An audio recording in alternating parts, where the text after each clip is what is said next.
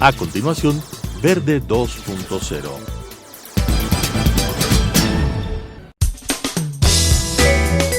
Clasificación A. Apto para todo público.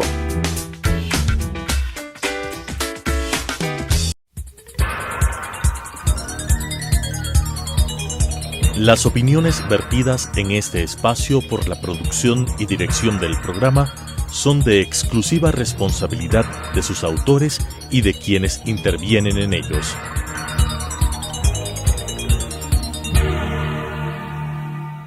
Telesucesos Canal 29 UHF presenta Verde 2.0, un programa de variedades sobre el acontecer ciudadano con la conducción de Claudia Arteaga.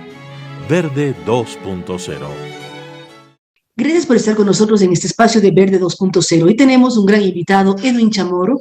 Él es el director nacional de noticias de HCJB y nos queremos hoy día conversar sobre los 90 años de este grupo de medios. Hablo de grupo porque realmente involucra una serie de espacios, una serie de temas, y además ustedes han vivido ya 2 siglos, por decirlo así. Edwin nacieron en el siglo XX, estamos en el siglo XXI. ¿Cómo analizar esta trayectoria? Muchos conocen HCJB, la voz de los Andes, porque además era la voz de los Andes que se escucha en Centroamérica y en otras latitudes. Gracias por estar en este espacio. Cuéntenos la historia de este importante grupo y de esta importante iniciativa que ha unido al Ecuador y ha sido la voz de los Andes en diferentes partes del mundo. Antes que nada, un saludo cordial y la gratitud por tomarnos en cuenta, Claudia, a ti en lo personal y a Telesucesos. Un gran afecto, un gran abrazo. Efectivamente, HCJB, la voz de los Andes, nace en la Navidad de 1931 y este 2021 pues estamos celebrando ya los 90 años, siendo la segunda emisora del país en aparecer, pero se ha mantenido constantemente en transmisión después de Radio El Prado de Riobamba. De hecho, acá en Quito es la primera emisora en aparecer. Incluso también más adelante el primer canal de televisión, por eso también llegó a ser Voz y Ventana de los Andes. En lo personal estoy acá, sí, justamente desde finales de los 80s, 1987 y también lo que va de este siglo. Ha sido interesante conocer lo que hicieron los fundadores, misioneros norteamericanos principalmente, que tomaron esa decisión de implantar acá una emisora en un lugar inhóspito para la época, porque al estar en medio de las montañas no era muy común que hubiera podido funcionar las antenas, los transmisores. Y de a poco pues comenzaron a crecer, transmitiendo sobre todo en onda corta, en amplitud modulada, en varios idiomas extranjeros y también en dialectos y lenguas aborígenes de los pueblos originarios, y hasta ahora se sigue transmitiendo, ¿no? Y de a poco también llegó en su momento el satélite, llegó el internet, las plataformas, y en ese sentido pues se sigue consolidando. Algunas cosas se han dejado de transmitir, ¿no? Ahora lo hacemos por frecuencia modulada y onda corta, ya no en amplitud modulada.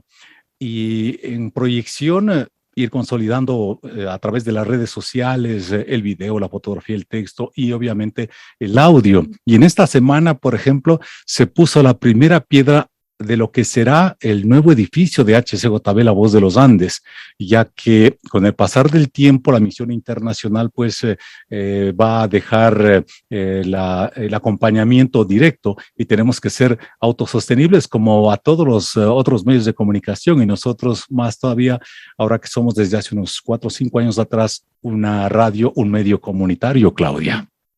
Es decir, ustedes tienen una característica especial. Bien nos recuerda Edwin Chamorro que fueron misioneros norteamericanos los que en el año 1931, además estamos hablando de casi en plena guerra mundial, decidieron venir a instalarse acá y generar un espacio radial que, como bien nos recuerda Edwin, por onda corta, amplitud modulada y todo aquello, llegaba a diferentes sectores, llegaba a gran parte de América y era efectivamente la voz de los Andes. ¿Cómo están llegando ahora? ¿Cómo ha sido el cambio y la evolución entre amplitud modulada, onda corta y ahora el mundo del internet y las redes sociales? Porque cuando uno habla con ustedes nos hacen entrevistas, sabe que le escuchan en diferentes partes de América. En su momento se llegó a prácticamente todo el mundo, se tenía instalado en Pifo unos transmisores y unas antenas que se las dirigía en diferentes horarios y en diferentes idiomas, obviamente, hasta Japón, la ex Unión Soviética, pero eso fue cambiando, ¿no? Se transmitió por satélite. Cuando se comenzó a construir el aeropuerto, el nuevo aeropuerto para Quito, dieron un tiempo para que sean retiradas las antenas porque iba a tener interferencia con la aeronavegación. Entonces se tuvo que salir de ahí y no hubo necesidad de instalar en otros lados antenas, sino con el advenimiento del Internet, pues se pudo y se llega a cualquier parte del mundo también. Lo estamos haciendo mediante una plataforma, las redes sociales como Facebook, audio real, obviamente. También lo estamos haciendo por YouTube, no solo audio, sino también en video. Las transiciones a veces sí fueron un poquito tensas, pongámoslo así, porque aquellos que vamos teniendo más años, nos cuesta más aprender. Es diferente a lo que son las nuevas generaciones que vienen con un chip. Yo he visto acá desaparecer los discos de acetato, las cintas de carrete abierto, los casetes y irnos más bien adaptando a lo que es la comunicación virtual, la edición. En su momento teníamos que editar cortando las cintas para pegar, ¿no? Después, ahora es todo digital, pero ha habido la predisposición y en algunos momentos, en algunas cosas, hemos sido vanguardistas, ¿no? Porque al tener contacto con personal internacional de Europa, de los Estados Unidos, ellos conocían más de cerca las tecnologías que estaban funcionando y nos traían. Y también acá se desarrolló un área de ingeniería. Ellos mismos, por ejemplo, preparaban prototipos de transmisores, de radioreceptores que en su momento solo sintonizaban HCJB y entonces eran hechos acá por ingenieros. Hay algunos de ellos todavía, ingenieros, siguen trabajando y prestando contribuciones también al Estado y acá la emisora, haciendo adaptaciones propias para lo que requiere HCJB. Entonces ese elemento también es digno de destacarlo, ¿no? Y acá en un pequeño museo todavía los tenemos, esos radios presintonizados. Ustedes generaron una escuela porque preparaban periodistas, formaban a generaciones como comunicadores comunitarios. ¿Cómo avanzó eso? ¿Hacia dónde están ahora? Y eso como también parte del área de educación, Claudia, existió el instituto, el Centro Cristiano de Comunicaciones, que tenía una alianza con una universidad de Estados Unidos, de Minneapolis, de Minnesota. Entonces ellos recibían dos títulos, uno nacional oficial acá del Ecuador, tecnólogos en comunicaciones, y también recibían de esta universidad de Minnesota. Venían estudiantes de varias partes del mundo y también de diferentes partes del Ecuador. Yo ahí fui profesor por más de 25 años. Entonces se preparaban muchos de los que estudiaron ahí, hombres, mujeres, trabajan actualmente acá en HCJB u otros están dispersos en diferentes partes del país o también de otros lugares. Eso, digamos, como parte del área de educación, pero también había una educación, digamos, no formal en música, donde misioneros que eran realmente unos genios y también maestros del Ecuador daban clases. Y por mucho tiempo hubo el coro y orquesta Voz Andes, que justo estos días, con motivo de los 90 años, ha vuelto a aparecer para homenajear a Quito la Navidad. Entonces se están preparando conciertos virtuales también. Así que por ahí fue otro tipo de contribuciones. Y después, obviamente, en el campo cultural, la difusión de la música de nuestro país. Aquí nacieron un montón de artistas ecuatorianos y siguen surgiendo también y se les da mucho espacio para que ellos difundan su arte. Ustedes como grupo HCJB, La Voz de los Andes, no solamente se dedicaron al tema radial, sino además educación, temas culturales, temas de sostenibilidad que se menciona ahora. Entonces ustedes han hecho un gran trabajo. Y salud también, Claudia, con el Hospital Voz Andes, caravanas médicas, proyectos de agua en la Amazonía, en Esmeraldas. Hay un doctor de apellido Guderian que trabajó con la Universidad Central y también con el Ministerio de Salud en unas investigaciones para eliminar la oncocercosis. Y él se fue hasta el Congo a hacer esa investigación y lograron que se erradique del país la oncocercosis. También ha habido en el ámbito de la salud esas contribuciones. Sí, la contribución de ustedes ha sido muy grande, son varias generaciones además que han estado vinculadas al grupo HCJB, lo recuerda usted, el Hospital Voz Andes, el canal de televisión y todos los espacios que ustedes han tenido. Ahora, Edwin, ya como comunicadores, ¿cómo ha sido para usted la transición de la parte analógica a la parte digital? Usted decía, uno editaba los cassettes, pegaba los cassettes y ahora todo es como el mundo digital. Estamos haciendo una entrevista vía Zoom, es otro mundo. ¿Cómo ha sido para usted esta transición? ¿Y era más fácil ser periodista antes o más difícil? Porque un poco el andar con la grabadora, que el cassette no funciona, tomar los bolígrafos y dar la vueltita al cassette, a todos nos tocó. Son cosas que ya no, este momento, como usted decía, deben estar en museos, pero también es bueno recordar a las jóvenes generaciones lo que era la labor periodística, con cassette y con máquinas de escribir. En efecto, máquinas de escribir manuales, unas grandotas, pesadas, y para sacar copia teníamos que hacerlo con calcante, ¿no? Y eso era bastante difícil poder corregir. Para mí, no le tengo miedo a la tecnología.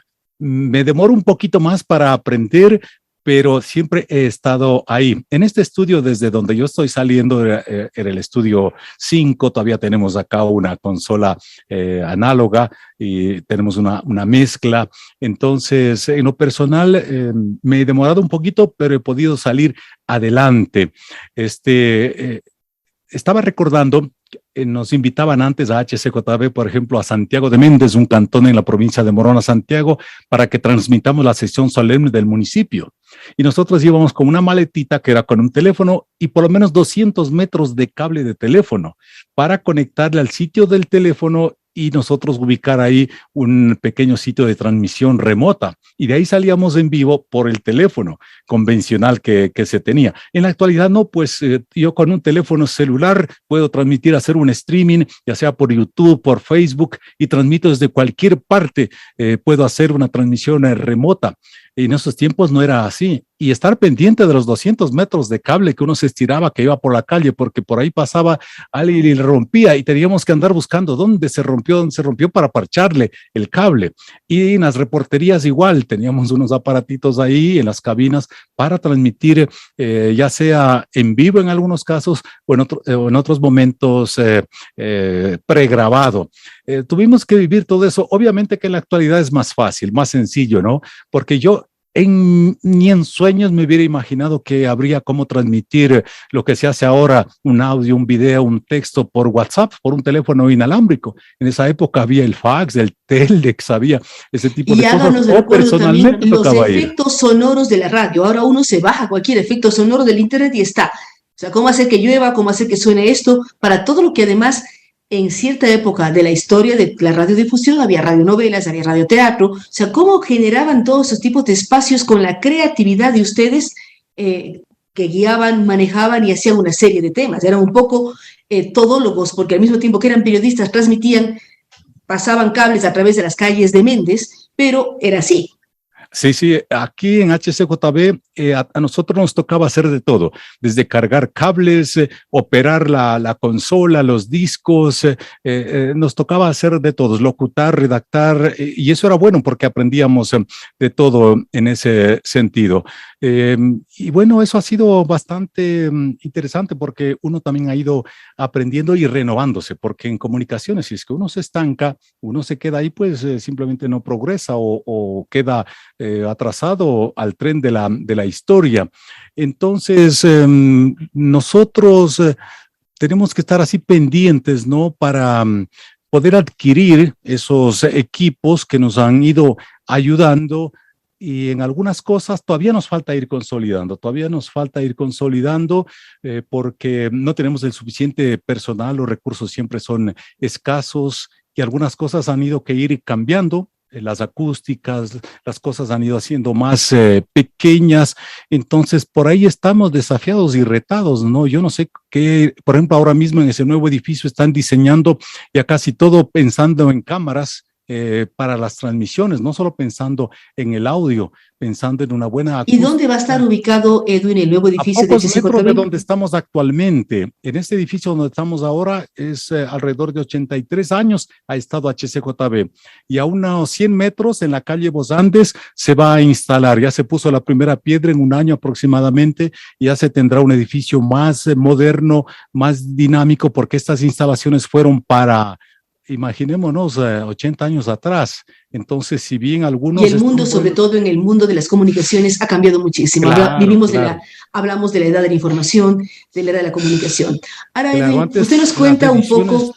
Teníamos que hacerlas siempre en estudio, pero ahora me puedo mandar por un WeTransfer de manera virtual a la casa y ahí abro una aplicación, un programa de edición virtual y lo edito y después lo reenvío. Así que nos facilita bastante la tecnología en la actualidad.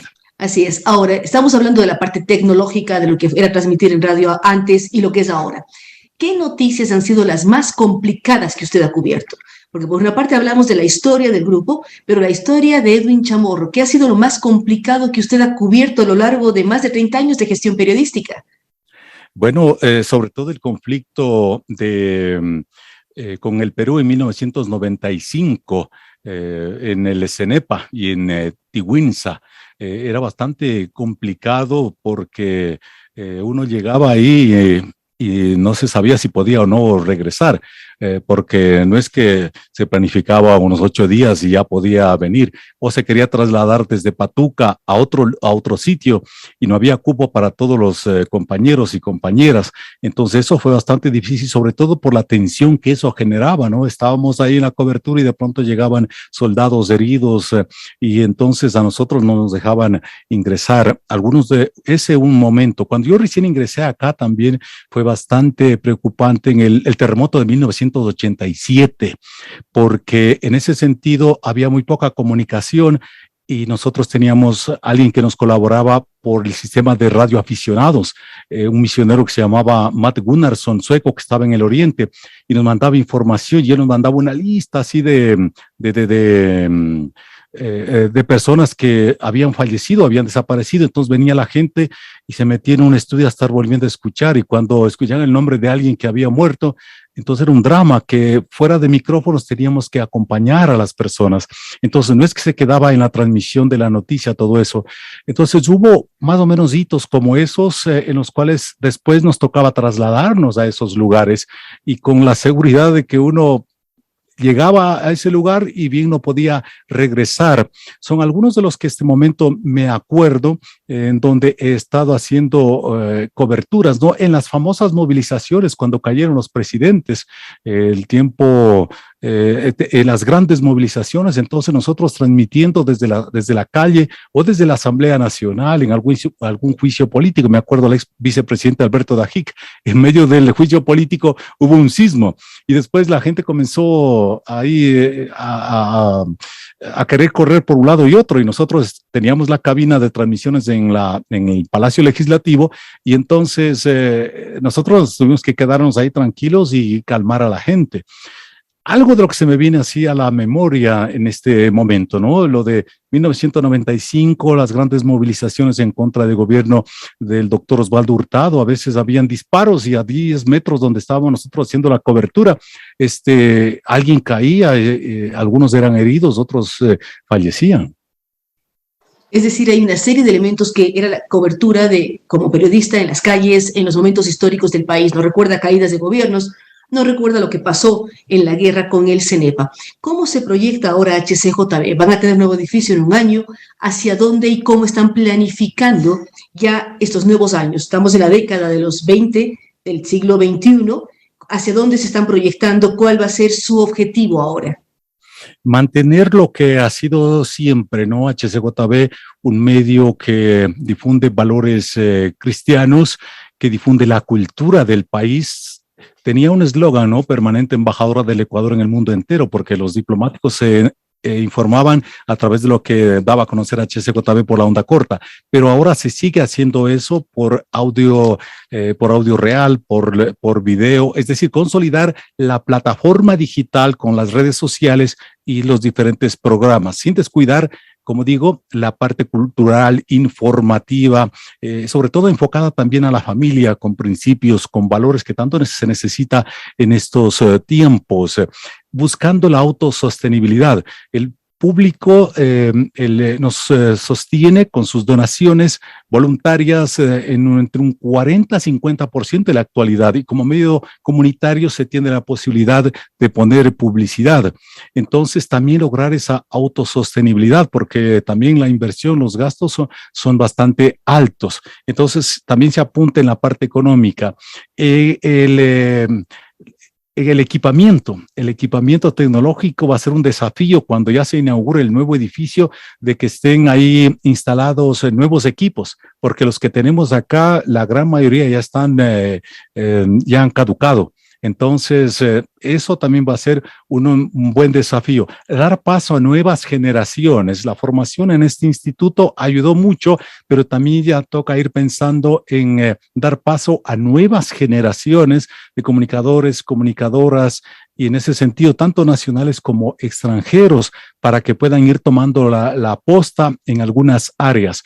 Seguir promoviendo ahora con un poquito de más énfasis a los artistas cristianos nacionales, porque antes casi que no habían, eran muy poquitos los que existían, pero ahora hay muchos más, sobre todo jóvenes. No nos olvidemos que también hay HCJB2 en Guayaquil, que es como una hermana menor. Entonces, en todo el país también hay esta gran camada de artistas que en otros países y categorías les reconocen con premios. Ahí está Paulina Aguirre, que es la única ecuatoriana que ha ganado un Grammy. Entonces, también se quiere ir promoviéndoles, difundiendo esa música sin descuidar algunas otras cosas. También se sigue transmitiendo en quichua y quechua con su propio contenido en cuanto a la lengua y a la parte artística y musical. Entonces, eso también se tiene sus propios espacios y en asociación con otras organizaciones como Voz Andes Media, se sigue transmitiendo en onda corta, pero en otras lenguas, en Shuar, en Achuar, en Wow, se sigue también transmitiendo. Es decir, cumple su misión y su objetivo, ¿sí? El ser una radio comunitaria y llegar a todas las nacionalidades indígenas con sus lenguas ancestrales. Queremos agradecer a Edwin Chamorro. Lamentablemente el tiempo, como él sabe más que nadie, es corto en medios. Felicitar nuevamente al grupo HCJB por sus 90 años y además estar seguros de que seguirá siendo una radio, una emisora, un medio de comunicación que, como él señalaba, apunta a los valores, trabaja con los valores cristianos, apunta a fortalecimiento de la familia, pero al mismo tiempo es una voz de los Andes, una voz de Ecuador en diferentes latitudes. Felicitaciones y a seguir adelante, Edwin. Ha sido un gusto conversar con usted y con ustedes, muchísimas amigos. Gracias, Claudia, también a ustedes. Hasta pronto. Nos vemos en una semana más. Gracias a ustedes. Las opiniones vertidas en este espacio por la producción y dirección del programa son de exclusiva responsabilidad de sus autores y de quienes intervienen en ellos.